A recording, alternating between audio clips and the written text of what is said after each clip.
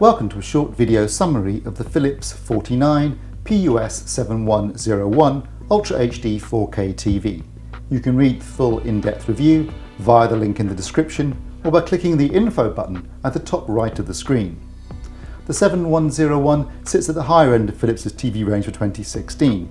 It's an LED LCD model and has edge lighting and uses a 4K Ultra HD panel.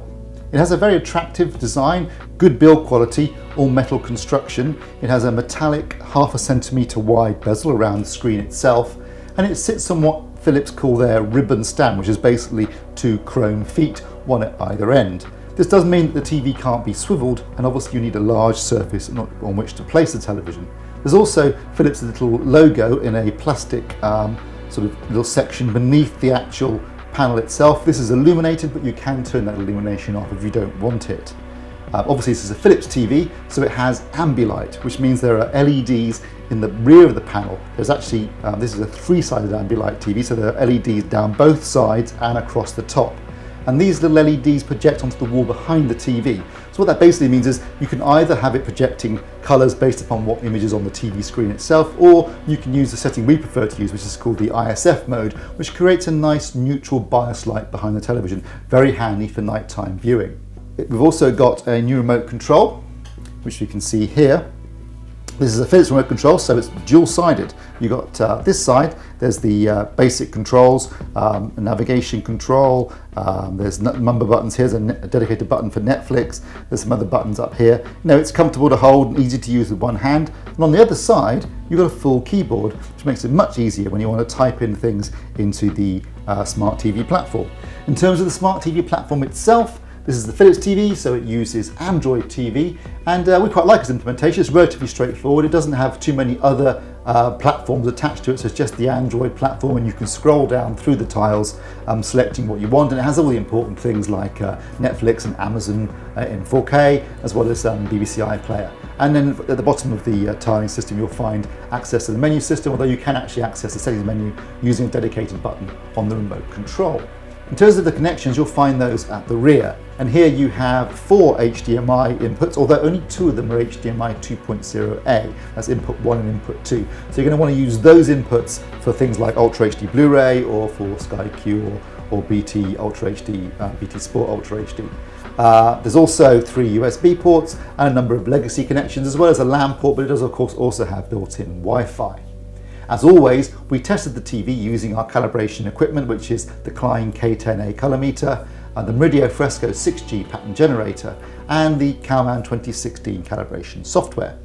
In terms of out-of-the-box accuracy, there was far too much blue in the grayscale of the 7101, which meant there were some visible errors in terms of too much blue in the image. But it does have calibration control, a 2-point white balance control to be precise. So we were able to bring that blue down, and we got a pretty reasonable, a pretty accurate grayscale after that. All the errors were basically below 3, which is the visible threshold. Many were below 2, and some were even below 1. And the gamma tracked our target of 2.4 very closely. So after calibration, it was a very good grayscale performance, although it could have been better out of the box. In terms of color accuracy, we actually found that if we just increased the color control, we actually got a pretty accurate colour performance. The colour gamut for Rec 709, although it was slightly oversaturated at 100%, you don't really watch 100% images. 25, 50 and 75% were very accurate and tracking their targets quite closely. And in fact, overall, once we calibrated the grayscale and adjusted the colour control, we had a very accurate grayscale and colour performance. There is a CMS, we did tweak that slightly, but basically you didn't need to do too much, and you had a very good performance from this TV.